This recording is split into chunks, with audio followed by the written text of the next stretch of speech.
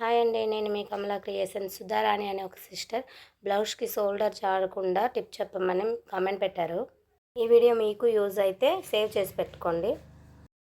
Shoulder joint చేసేటప్పుడు hemming పట్టీ వైపు పావించి క్రాస్గా కట్ చేసుకోండి. తర్వాత క్రాస్ పీస్ తీస్తాం కదా, దాన్ని ఫ్రంట్ వైపు నుంచి అతికించుకోండి. స్టార్టింగ్లో లూజ్గా వదిలేయండి. షోల్డర్ జాయింట్ దగ్గర 2 ఇంచులు ఫ్రంట్కి 2 ఇంచులు బ్యాక్కి లాగుతూ స్టిచ్ వేయండి. ఎమ్మింగ్ పట్టీని వీలైనంత వరకు లాగాలి. మళ్ళీ రౌండ్ షేప్ వచ్చేసరికి ఫ్రీగా వదిలేయండి. ఇటు సైడ్ సేమ్ షోల్డర్ దగ్గర అలాగే లాగుతూ వేయండి. షోల్డర్ ఖర్చు అనేది వెనక వైపు తిప్పుకోండి. చేతులు జాయింట్ చేసేటప్పుడే మీరు అది చూసుకోవాలి. ఫ్రంట్ కరువులో కూడా లూజ్గా వదిలేయండి.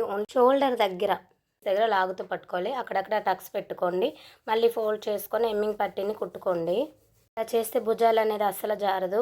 కాటన్ పీస్ కాబట్టి ఫస్ట్లో కట్ చేయమన్నాను. లైనింగ్ పీస్ అయితే కట్ చేయని అవసరం లేదు. ఎమ్మింగ్ పట్టీని లాగుతూ స్టిచ్ చేస్తే చాలు.